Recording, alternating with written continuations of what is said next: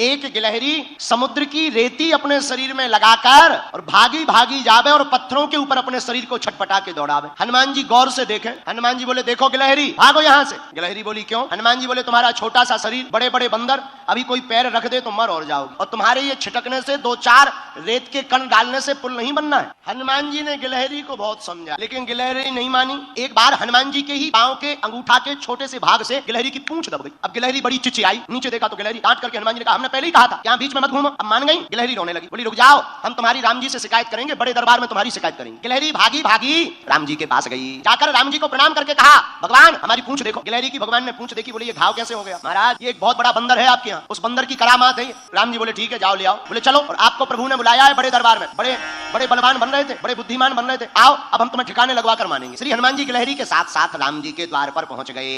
राम जी को प्रणाम किया, पर हनुमान जी ने गिलहरी से पूछा एक बात बताओ, तुम्हारे रेत के कण डालने से समुद्र का पुल बनना नहीं है, फिर भी तुम इतनी परेशान क्यों हो रही? राम जी बोले बात तो सही है, बताओ गिलहरी। गिलहरी हाथ दोनों जोड़कर बोली राम जी हमें पता है कि हमारे कारण से पुल नहीं बनना है, लेकिन इन बांदरों ने, बंदरों ने, आपकी इस सेना ने बड़े बड़े पत्थर ला करके पुल बना दिया। राम जी बड़े बड़े पत्थर लगे हैं, आपके चरण बड़े कोमल हैं, पत्थर हैं उबड़ खाबड़, रखोगे कहीं चोट लग जाए, आपके चरणों से खून बहने लगे, तो ये बनते तो बड़े बुद्धिमान है तुम्हारे हनुमान जी, पर इन्हें ज्ञान एक रत्ती का नहीं। हम छोटे जरूर हैं पर हमें ज्ञान ठीक ठाक। राम जी बोले क्या ज्ञान है? बोले ये तुम्हारे बड़े बड़े बंदर बड़ी बड़ी सिलाएं लगा रहे हैं, पर आपके चरण बड़े कोमल हैं, आप चलोगे तो कहीं पत्थर लग जाएगा, तो हम रेती जाकर के रेती उन पत्थरों की दरार में भरते हैं ताकि आपके चरणों में कोई चोट ना लग जाए। हनुमान जी को सुनकर आंखों से आंसू आ गए। अरे धन्य हो गिलहरी, आप धन्य हो, आपका भाव धन्य है। राम जी ने गिलहरी को अपनी हाथ में लिया, पूंछ के ऊपर हाथ रखा तो जो उसका दुख था, करुणावान करुणा निधान श्री रघुनाथ जी के हाथ रखते ही उस पूंछ का घाव ठीक हो गया और गिलहरी प्रसन्न हो गई। राम जी अपनी 3 अंगुलियां गिलहरी के ऊपर फिराए। जब राम जी ने अपनी 3 अंगुलियां गिलहरी के ऊपर फिराई, वही 3 अंगुल के निशान आज भी गिलहरी के ऊपर है।